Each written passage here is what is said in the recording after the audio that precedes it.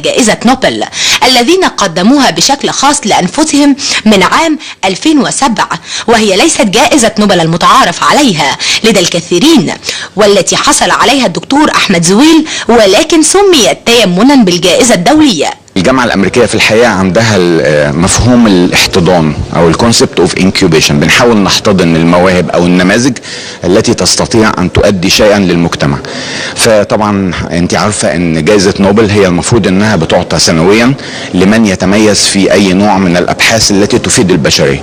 فمجموعة من الشباب قرروا أن هم يتبنوا هذه الفكرة وينشئوا نموذج يستطيع أن هو يقدم الخبرة والدعم للطلبة المتميزين، يجمعهم في إطار يؤهلهم أنهم يكونوا على شاكلة نوبل. في الأول بدأت الفكرة من 3 شباب في كلية هندسة جامعة حلوان.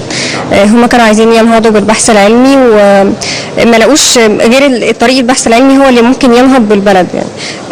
بس عرضوا الفكرة على زمايلهم وبدأوا يشتغلوا عليها وأساتذتهم في الجامعة، وبدأت تكبر الفكرة لحد بقينا بنحتفل ب5 سنين اهو دلوقتي الحمد لله. نموذج جائزة نوبل ده نموذج طلابي بيهدف لتنمية البحث العلمي في مصر، تمام، وهدفنا ان نعمل اول اكاديمية عربية للبحث العلمي في مصر، ويكون في مصر وتدعم الوطن العربي كله، تمام. نموذج جائزة نوبل بيحاكي نموذج جائزة نوبل الحقيقية في جميع مجالاتها، الهندسة والادب والاقتصاد والابحاث النووية والسلام والكلام ده كله. بدأنا الحمد لله من 2011 وحلينا بعض المشاكل، من ضمنها ان احنا عملنا نظام بديل يعني اللي هو بيعتمد على الجازولين في تحريك وسائل المواصلات، وبالفعل وصلنا لسيستم يشتغل يحرك وسائل المواصلات ومش محتاج اللي هو يتزود بوقود ولا يتزود بطاقه، وفي تعتبر طاقه شبه متجدده.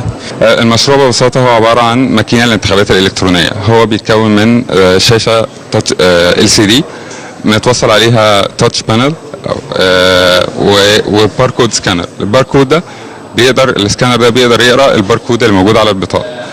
كل بطاقه اي بطاقه مصريه عليها في ظهرها باركود معين.